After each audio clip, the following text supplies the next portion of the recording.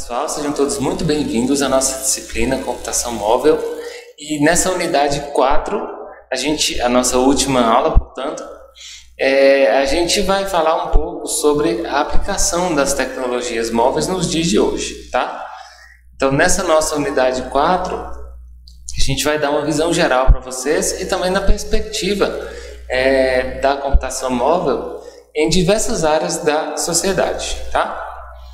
Então, esse vai ser o nosso roteiro. A gente vai fazer um apanhado sobre as diversas áreas que a gente pode aplicar a computação móvel nos dias de hoje, tá? Na saúde, na indústria, no agronegócio, educação, cotidiano, né? No nosso dia a dia, negócio, entretenimento, comércio e vários outros. Depois a gente vai falar um pouco sobre as perspectivas, o que vem por aí nesse mercado. E por fim, as nossas considerações finais, tá? Bom, então a primeira coisa que a gente aborda é a questão da computação móvel aplicada. O que é algo que é aplicável, né? Quando a tecnologia ela deixa a esfera de pesquisa e se torna segura, se torna confiável, ela já pode ser aplicada na sociedade, como ferramenta, como instrumento, como meio de acesso, e dessa forma a gente pode usufruir dos benefícios que essa tecnologia pode oferecer, tá? Nós sabemos que a computação móvel já é vamos falar uma ciência aplicada, porque já está presente na nossa realidade, no nosso cotidiano. Eu coloquei uma foto aqui só para ilustrar da conexão 5G, né, uma foto ilustrativa, e uma fotinha aqui dos displays dobráveis, que coisa recente e que provavelmente vai ganhar aí mercado nos próximos anos, tá? Então, só para mostrar que até pouco tempo atrás não era uma tecnologia aplicada, agora né? Já passou por vários testes e agora já pode ser aplicada e etc, comercializada também. E antes da gente falar das áreas que a computação pode ser aplicada, a computação móvel, é importante a gente fazer uma breve reflexão sobre sociedade, né? A sociedade ela é composta de atividades profissionais, econômicas, sociais, políticas, científicas, pessoais, espirituais, etc. Então, a sociedade ela é esse mix heterogêneo que a gente tem, que mistura as diversas áreas do conhecimento humano, e que busca o bem-estar de todos, né? E nessa perspectiva, nós poderíamos categorizar a sociedade em diversas áreas, em diversos segmentos, grupos, por atividades, por interesses, enfim, por uma série de maneiras nós podemos, fatiar a sociedade em diversos segmentos. E quando a gente faz essa segmentação, surge uma pergunta. Qual desses segmentos, dessas separações, não usufrui das tecnologias de informação? Então fica até difícil a gente encontrar uma área que a gente pode falar assim, não, essa área da sociedade não utiliza das tecnologias de informação e comunicação, porque ele está isolado. Então é muito difícil a gente encontrar um segmento da sociedade hoje que não faz utilização dessas tecnologias, tá? É praticamente impossível. Sobretudo agora a gente está vendo aí em tempos de pandemia, né, a utilização das videoconferências, o próprio formato que a gente está trabalhando aqui já mostra isso, né? Então não só nessa nossa área educacional, mas em diversos segmentos. Então templos religiosos, igrejas estão promovendo seus encontros aí online, a questão das reuniões de trabalho por videoconferência, muitas vezes não é possível a gente visitar os familiares e por meio dessas tecnologias a gente consegue matar um pouco da saudade, né? Enfim, não existem segmentos da sociedade hoje que não deixam de utilizar das tecnologias de informação e comunicação, tá? Então, qual é a grande questão da computação móvel e dos dias de hoje? Então, o grande trunfo da computação móvel é justamente possibilitar o acesso à informação e seus desdobramentos a partir de qualquer lugar. Então, antigamente, nós, para acessarmos, por exemplo, uma informação de um livro, a gente precisava se deslocar até a biblioteca, fazer a pesquisa, encontrar o livro, fazer a leitura daquilo que a gente está procurando, e aí então a gente obtinha a informação.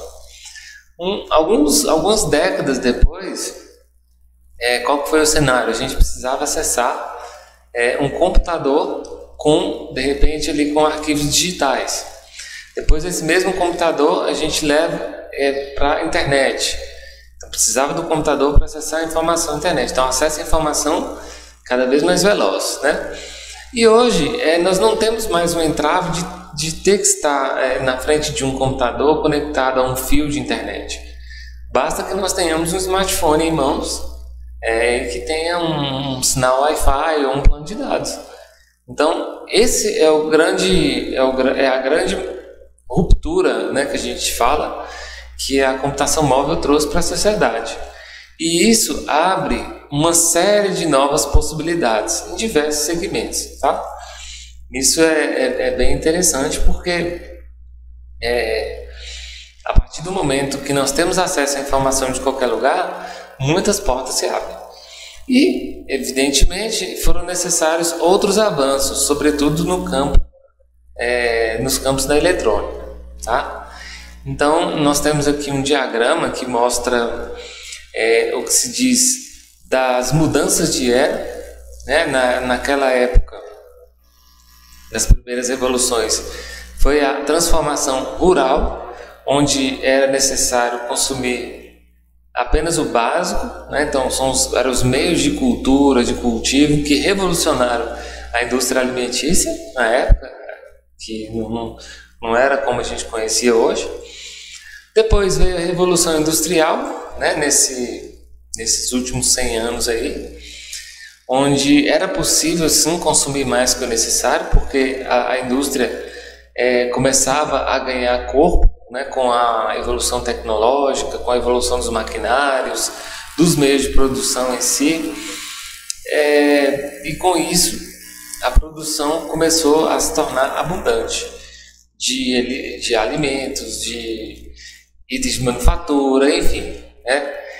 E aqui, nos últimos 30 anos, 20 a 30 anos, nós encontramos uma ruptura, que é o que se chama de era digital. Nessa era digital, o consumo vira consumismo, quem aparece mais vende mais. Então, a partir dessa era digital, muitas áreas foram afetadas, não só os procedimentos industriais, etc., mas toda a sociedade, porque a informação ela começou a chegar de maneira muito rápida e muito fácil, simples e acessível. E isso mudou a maneira de pensar, a maneira de agir, a maneira de fazer negócios, as maneiras de entretenimento, enfim, né?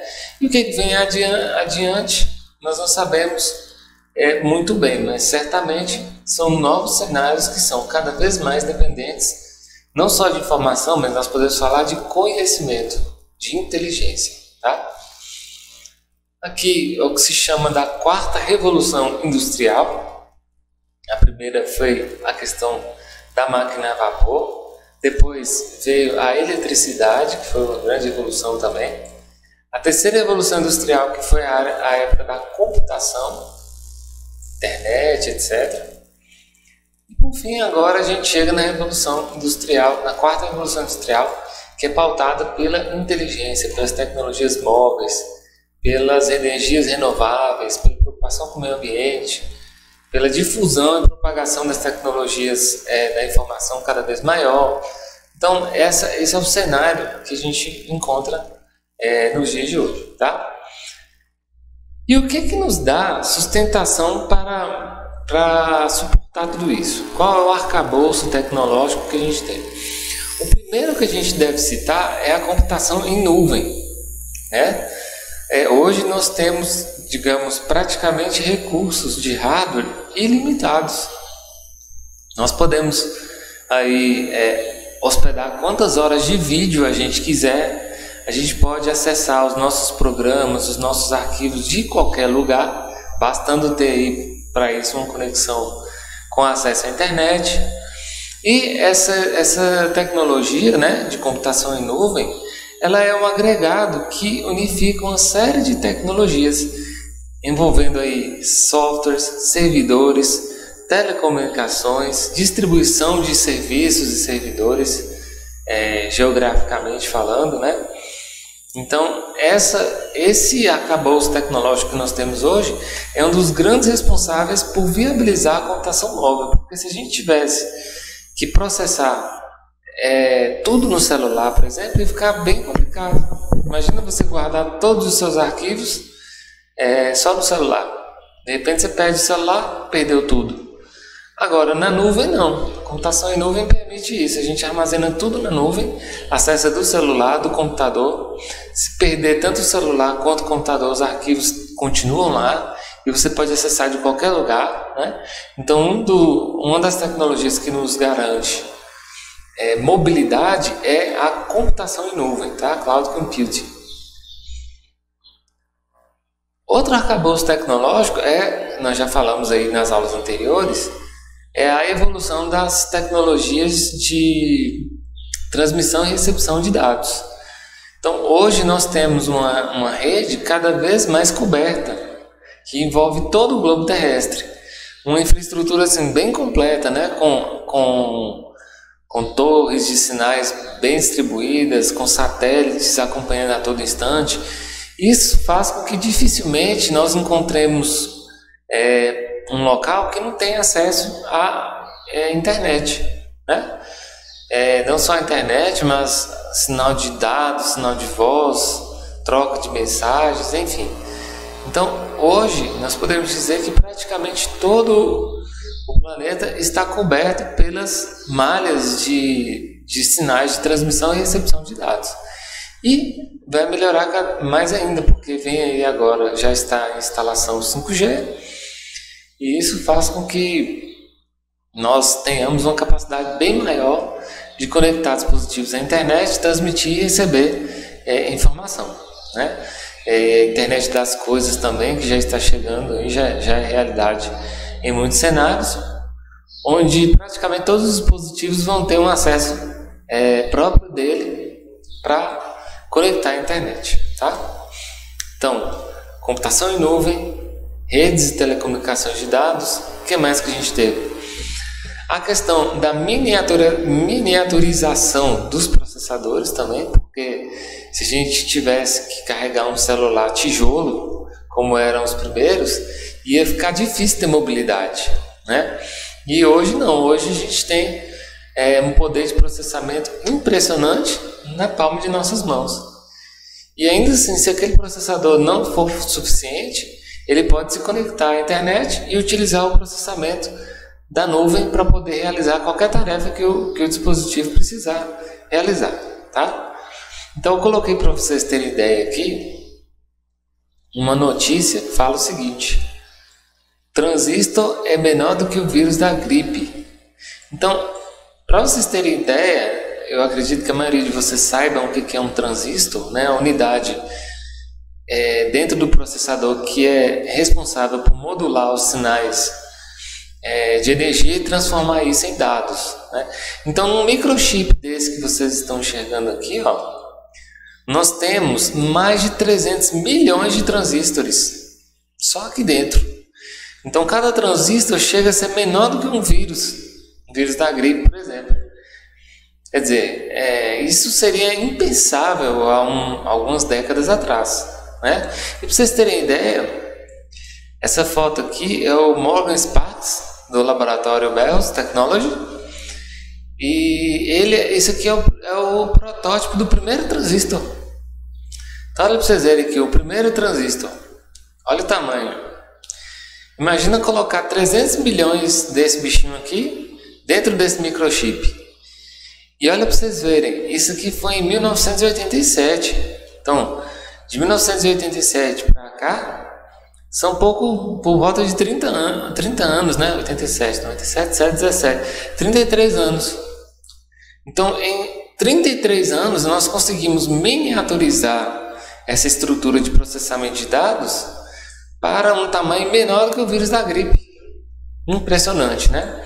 Então, isso é um dos aspectos que nos permite sair com o celular por aí, já que o processador é pequenininho, a placa é pequenininha, né? Se fosse maior, não teria como ter a mobilidade que a gente tem hoje.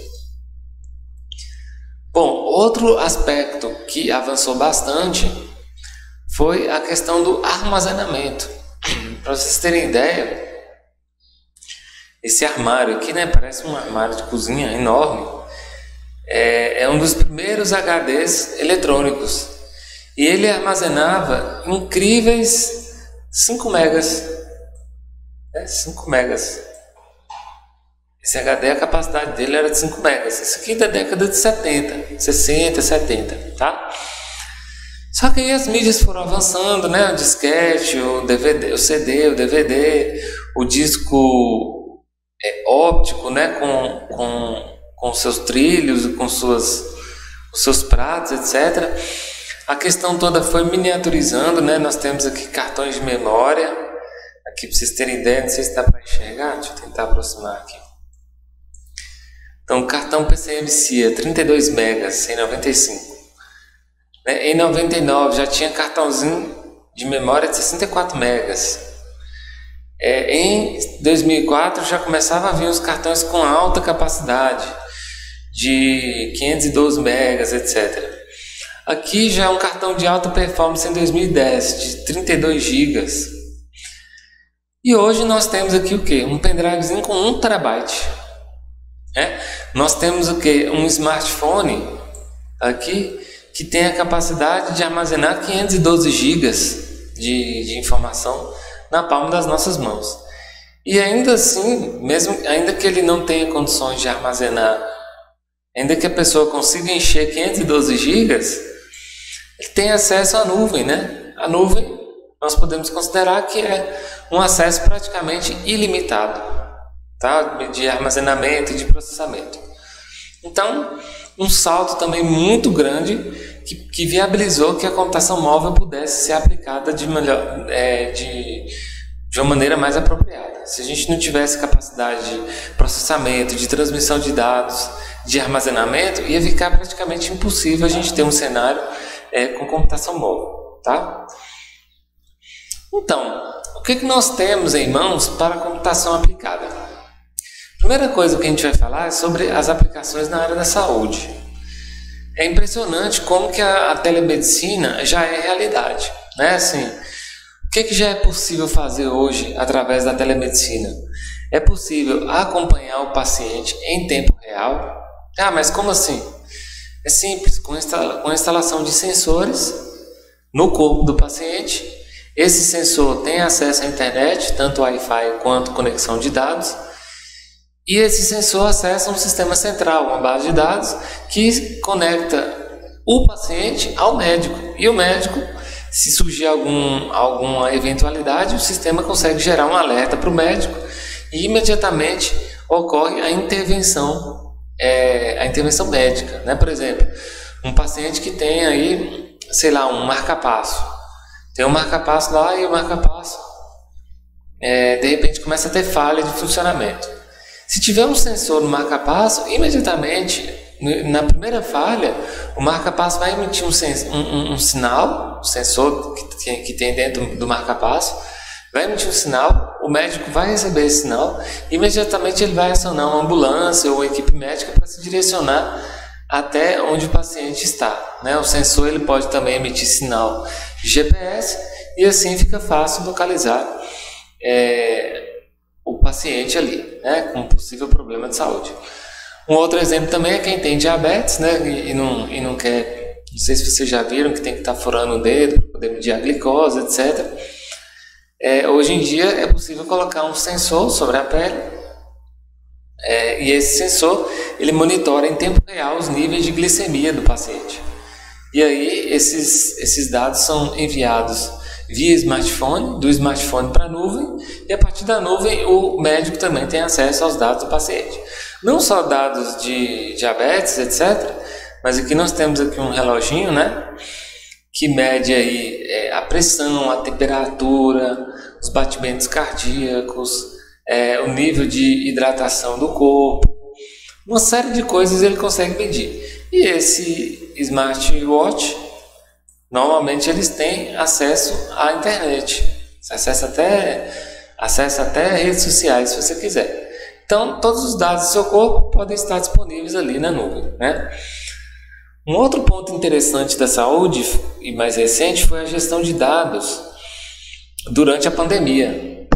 Não sei se vocês já viram aí, as pessoas em tal estado estão desrespeitando o isolamento social. Vocês já pararam para pensar como é que eles sabem disso? Como é que eles conseguem descobrir essa informação? Basicamente, os celulares eles emitem sinal de localização. E esses dados são controlados por operadoras, na maioria das vezes.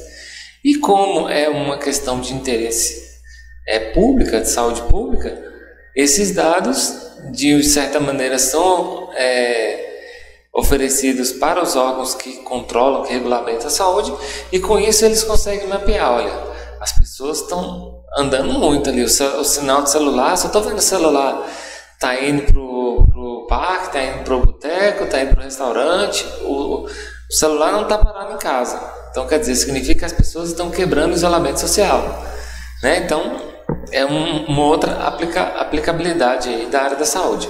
São inúmeras, tá, gente? Tem um outro caso que eu não encontrei aqui em reportagem, mas já é possível, por exemplo, fazer cirurgia de um paciente, sendo que o paciente está na Europa e a equipe médica está na América. Então, o médico ele consegue fazer a cirurgia manipulando os robôs à distância, né? Então, é possível também. Bom, na indústria, nos meios de produção, nós falamos do termo aí, indústria 4.0, um novo termo que surge, né? Porque na indústria 3.0, a gente tinha a era da automação do maquinário. Então, tudo começava ali a ser digital. O processo todo automatizado e surgia aqui os primeiros robôs, tá? Por volta da década de 70, 80, nas fábricas, nas indústrias, etc. Já na indústria 4.0, de fato, é a era dos sistemas cyberfísicos. Então, hoje mesmo, nos dias de hoje, se tem uma utilização cada vez maior de robôs e de equipamentos automatizados nas indústrias.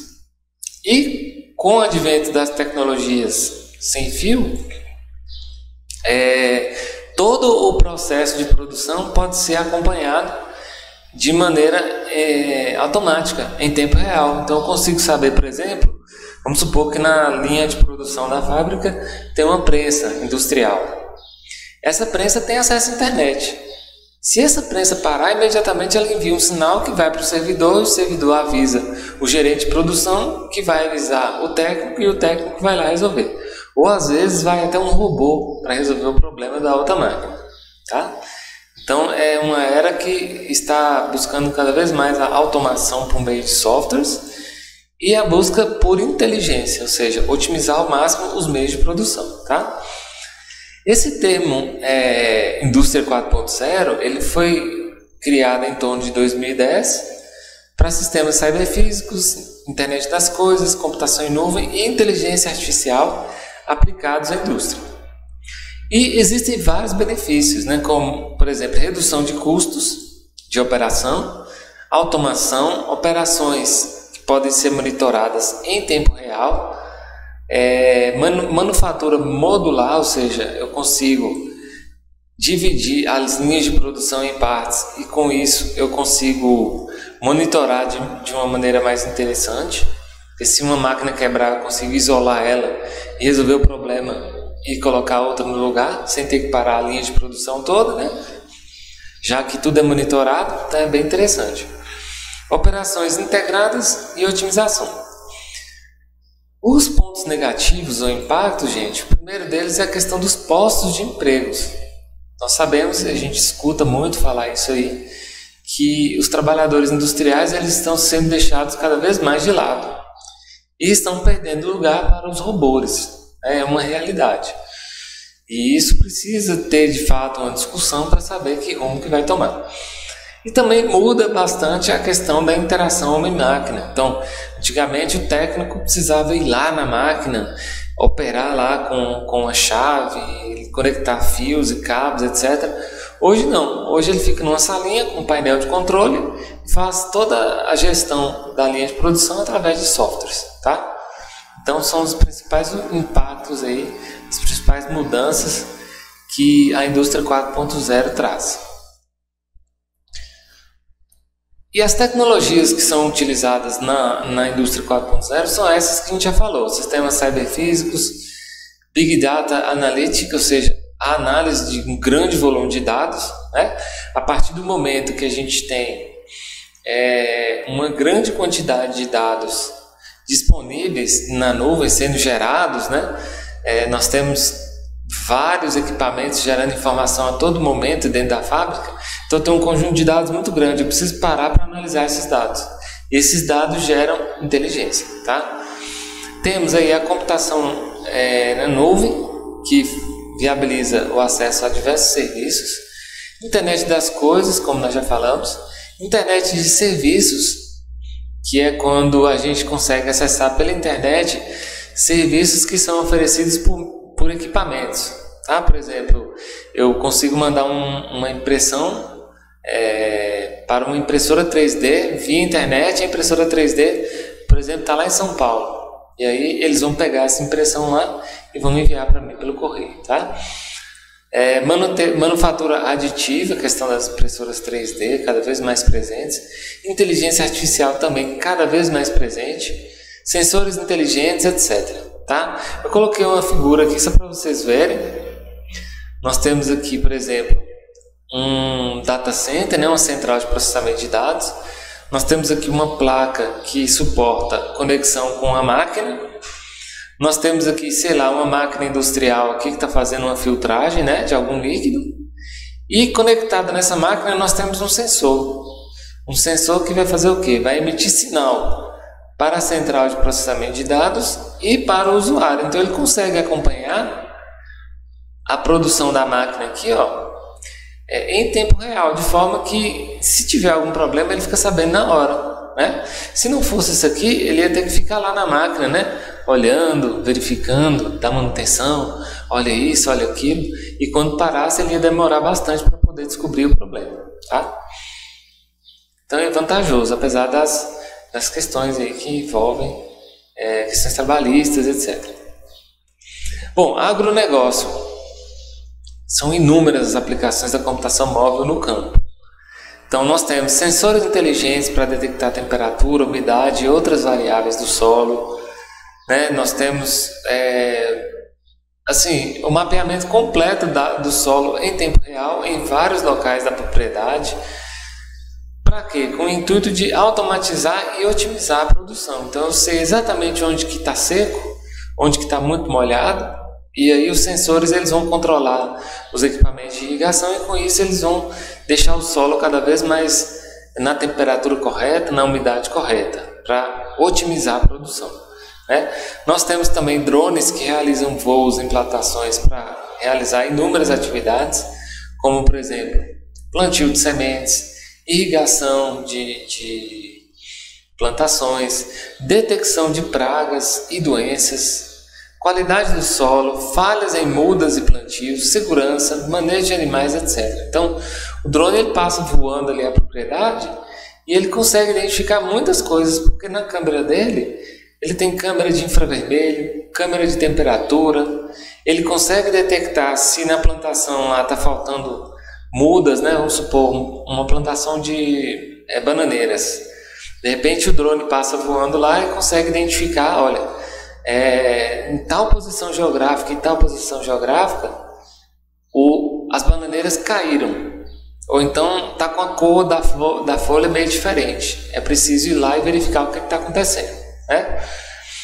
Ou talvez, por exemplo, detectou pela mudança de coloração da folha, ele consegue identificar se tem ou não uma praga comendo aquela planta ali, etc. E com isso consegue ir lá e aplicar inseticida só naquele lugar específico que tem a praga, né? O método tradicional como é que é? Passa um avião despejando ali os agrotóxicos todos na plantação inteira. Não importa se tem lugar que tem praga, se não tem, mas para ganhar tempo eles fazem na plantação inteira, né? Então, ou então, em algumas propriedades, passa uma pessoa de moto, ela vai andando assim, vai contando as mudas e vai anotando, e vai tomando nota do que tem que fazer em tal lugar, etc. Então, a função dele é ficar rodando a plantação o dia inteiro para poder identificar o que precisa ser feito e avisar as pessoas para irem fazer ali controle de pragas, replantio, etc. O drone faz tudo isso automaticamente. Então, nós temos aí, né, aqui um caso do Paraná, que ele até colocou um chapéu aí no drone para brincar, mas o drone faz o manejo dos bois. O drone sozinho ele toca a boiada para fora ali e também coloca para dentro, né? Automaticamente, de acordo com a programação que é colocada pelo produtor. Nós temos aqui um drone de longo alcance, né, passando por uma propriedade, fazendo várias varreduras ali, tirando fotos e coletando dados que depois vão ser processados para identificar possíveis problemas. Nós temos aqui um drone passando aqui baixinho, né, colocando sementes e identificando onde já podem ser feitos os plantios. E aqui uma imagem de uma temperatura, de uma fotografia onde mostra as áreas verdes que estão saudáveis e pontos vermelhos que precisam de atenção. De repente está com praga ou tem muitas mudas que estão derrubadas, né? Enfim.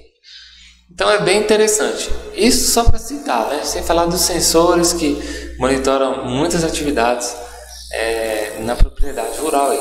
Lembrando, gente, que tudo isso que a gente está falando aqui tem um processador, tem memória, tem a antena de transmissão e recepção de dados, faz acesso à internet e tudo mais, tá? Que se não fosse isso aí, não seria possível a gente usufruir da aplicabilidade dessas tecnologias, tá? Educação, né? Nós estamos num curso de licenciatura, então não poderia deixar de falar de educação. Então, como a computação móvel permite a ubiquidade, acesso à informação de qualquer lugar, não sei se vocês já ouviram falar desse termo, né? Computação ubíqua. Significa o quê? Computação em todo lugar. O conceito de educação também se transforma. A aprendizagem móvel envolve o uso de tecnologias móveis para ensinar e aprender, conectando pessoas e recursos computacionais dentro e fora da sala de aula em tempo real. Isso aumenta o engajamento e torna o processo mais atrativo e rápido, né? Então, antigamente não. O aluno, até 10, 15 anos atrás, ele ficava preso, até 20 anos atrás, ele ficava preso nos conteúdos que estavam dentro da sala de aula. Hoje não, como temos aí smartphones, a grande maioria dos alunos tem smartphone, etc., eles conseguem acessar a internet no meio da aula, fazer questionamentos, dúvidas, conseguem levar os celulares para trabalho de campo, para casa. Então, é um aprendizado que não fica limitado ao espaço físico da sala de aula, tá? Isso torna a educação bem interessante, bem mais atrativa. Então, as experiências educacionais são enriquecidas através desses equipamentos. Nós conseguimos também levar o ensino para qualquer pessoa do planeta, sem limitação geográfica. Então, por exemplo, a gente pode pegar, sei lá, o melhor professor do Brasil numa determinada área. Ele pode muito bem dar aula para uma comunidade indígena que está lá no meio da Amazônia. Então, se não fossem essas tecnologias, será que esse professor ia ter a disponibilidade para viajar e dar a aula dele lá no meio da floresta amazônica? Então, democratiza o acesso ao ensino, né? E não só para quem aprende, aliás, não só para quem ensina, mas como também para quem aprende, que fica ali com um smartphone, pode assistir sua aula de qualquer lugar que ele tiver, e isso facilita muito, né? Então, a educação também passa a ser ubíqua. Não temos mais a limitação da sala de aula. Existem as experiências imersivas e cada vez mais interativas, né? Como, por exemplo, o Google Lens e o Google Glass, que é aquele óculos de realidade aumentada, e também existe o termo Educação 4.0, tá? Deixa eu ver se eu consigo mostrar aqui para vocês. Eu tinha separado aqui, mas vamos ver se vai dar certo.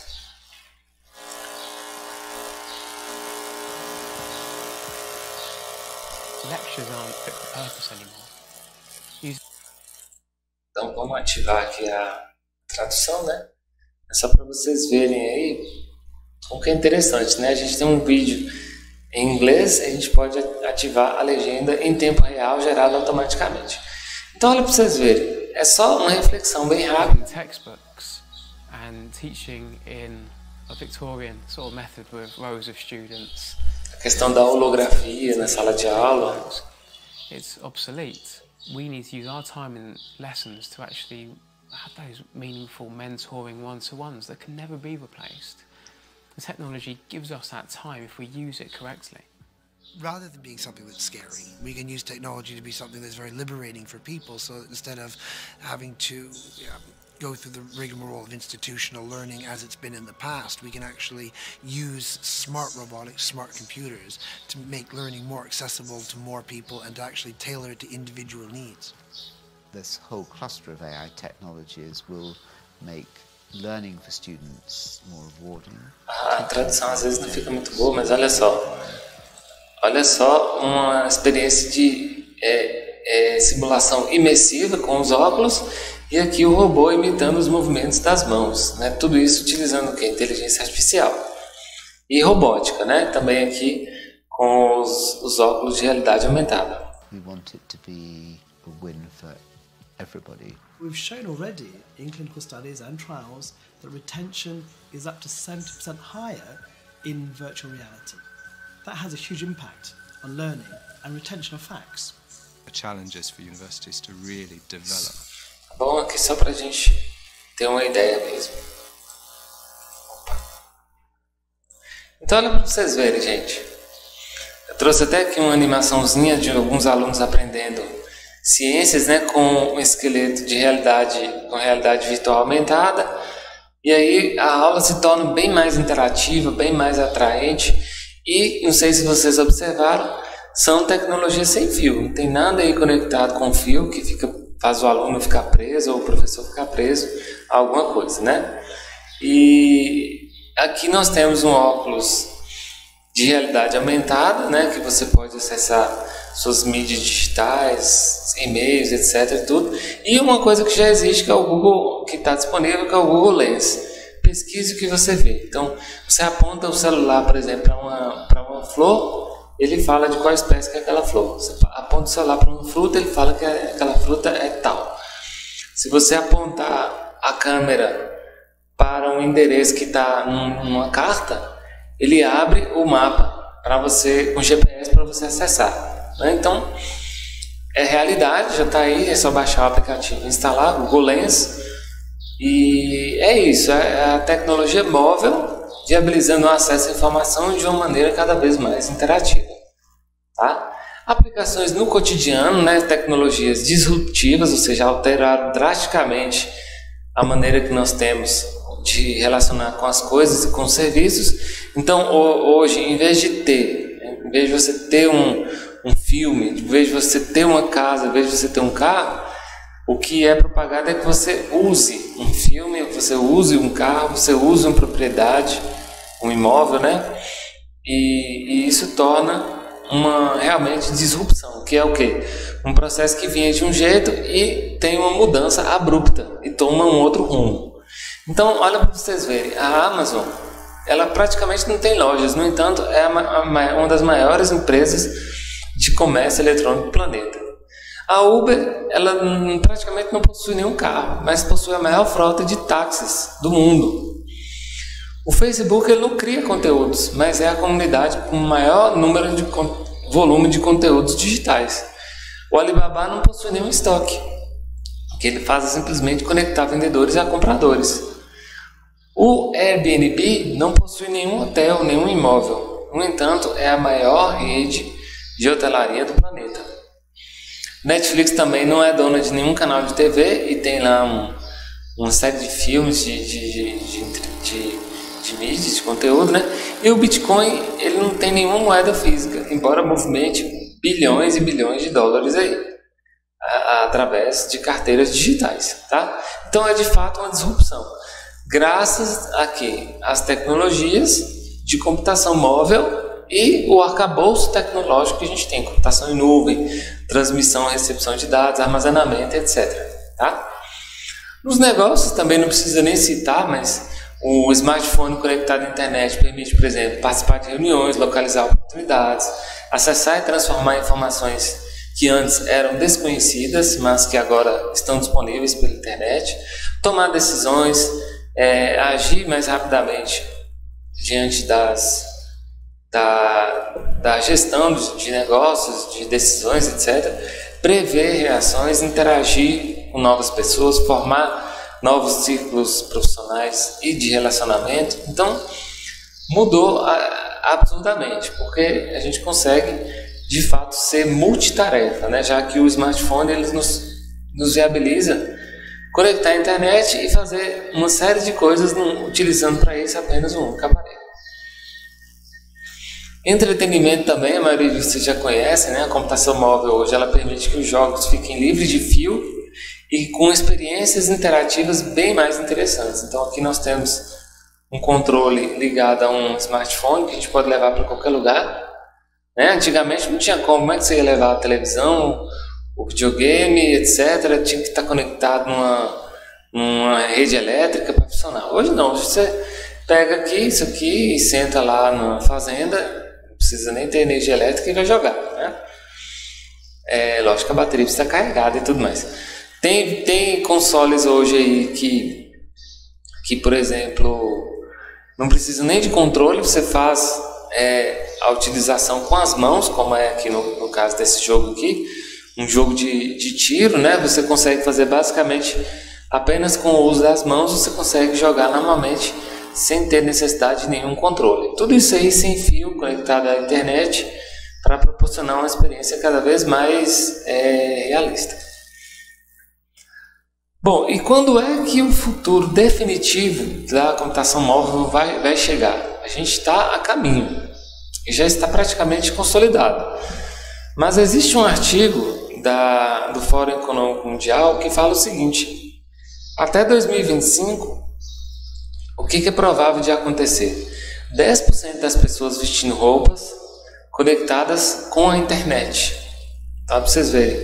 Vocês viram lá que já temos as telas dobráveis, né? Então, daquilo ali para fazer tecido é tranquilo. Então você pode ter uma camisa que tem uma tela na sua camisa, não sei para quê, mas enfim, né? Então, pessoas com roupas conectadas à internet, talvez medir temperatura, batimento cardíaco, etc. Enfim, né? O primeiro robô farmacêutico dos Estados Unidos, então, em vez de você chegar na farmácia, em vez de ter um farmacêutico, vai ter um robô que sabe todas as medicações, todas as bulas, ele tem ali em tempo real e te dá aquela informação. Nós teremos já o primeiro carro feito utilizando impressora 3D. A gente já tem casas, né, que são impressas por meio dessas impressoras, mas nós não temos ainda carros, porque um carro ele é de fato bastante complexo, a arquitetura, etc. Né?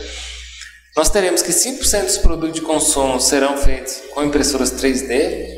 Não sei se vocês sabem, mas existe aí já existem impressoras 3D que fazem a impressão de órgãos. Então, por exemplo, deu um problema no fígado, coleta o seu DNA, a amostra do seu tecido, coloca nesse equipamento e com material orgânico ela começa a imprimir um novo fígado. E aí, em vez de ter que ter um fígado de uma pessoa para fazer o transplante, a própria impressora 3D imprime o fígado e dá a condição para que aquele fígado possa ser implantado na pessoa. Tá? Essa é uma realidade que já está quase utilizável já, falta muito pouco.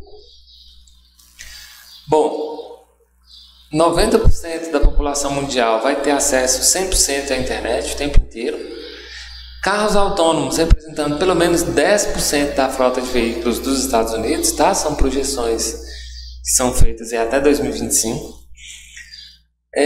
metade do tráfego de internet em domicílios direcionado para dispositivos e equipamentos domésticos, ou seja, micro-ondas conectado à internet, TV conectada à internet, janelas com vidro inteligente conectado à internet, enfim, é a internet das coisas, cada vez mais presente. Nós teremos a primeira cidade com mais de 50 mil habitantes sem nenhum semáforo, né? Ou seja, utilização de carros autônomos e de sensores que controlam todo o tráfego, né? Inclusive Portugal já está eliminando os semáforos convencionais que a gente já conhece, eles já estão implantando lá sensores em diversos pontos do trânsito e ainda tem iluminação, né? Então o sensor, o que ele faz? Ele verifica se vem carro. Se vem carro aqui, ele emite o sinal vermelho para o outro lá parar e abre para esse aqui. Agora, se não tem ninguém aqui e o sinal aqui está verde, ele não deixa verde, ele fecha e abre para o outro. É como se fosse um guarda de trânsito fazendo papel de semáforo. Já está em testes, logo já começa a implantar em algumas cidades por lá. E nós teremos também a primeira inteligência artificial que vai fazer parte do conselho de uma empresa. Veja só, né? Uma inteligência artificial que faz parte de um conselho. Como assim, né? Ela vai poder ser consultada. Nós sabemos hoje que é possível conversar com inteligência artificial através tanto de voz quanto de texto. Então, a gente vê aí, né? Já temos aí, por exemplo, assistentes virtuais que a gente conversa e tudo.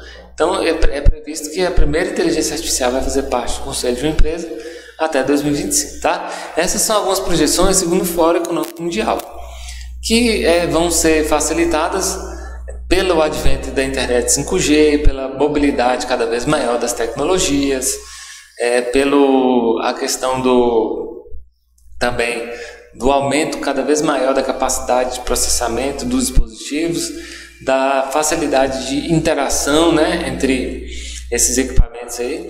Não sei se vocês já assistiram o filme do Pantera Negra, mas lá tem o comunicador entre eles de forma holográfica, né? Eles pegam um relógio assim, apertam o botão e aí aparece a imagem da pessoa holograficamente, eles conversam como se estivesse ao vivo. Alguns shows aí dos Estados Unidos também, o artista não pôde comparecer e ele fez uma presença holográfica. Então, em vez do artista estar lá no palco, está uma imagem holográfica dele interagindo com os fãs ali, como se ele estivesse ali. Quem vê, pensa que a pessoa está lá, mas não é uma projeção holográfica, né? Então, essas tecnologias elas vão ser levadas para os dispositivos móveis muito em breve, tudo com o intuito de facilitar cada vez mais a interação, o acesso à informação e geração de novos conhecimentos aí para uma série de aplicações como a gente viu aqui, tá? E tende a crescer cada vez mais. Bom, gente, é isso, tá? Espero que tenham gostado dessa nossa aula. É um cenário às vezes que assusta um pouco da computação móvel, mas é um cenário que não adianta a gente fugir, já é realidade, tá? Como nós já falamos nas aulas passadas, é um mercado extraordinário, tem muitas possibilidades. E nós, profissionais, precisamos estar sempre atualizados para que a gente não perca digamos assim, o andar da carruagem dessas tecnologias, para que a gente fique sempre com condições de aplicá-las nas mais diversas áreas do conhecimento, tá? Espero encontrar com vocês muito em breve aí no nosso webinar, tá? E desejo a vocês muito sucesso, muito empenho aí nos estudos. Não se esqueçam de fazer a nossa atividade final, atividade prática, atividade avaliativa, e também participar das discussões lá nos fóruns e também sempre acompanhar os materiais complementares, tá? Um abraço a todos, sucesso e até a próxima. Tchau, tchau.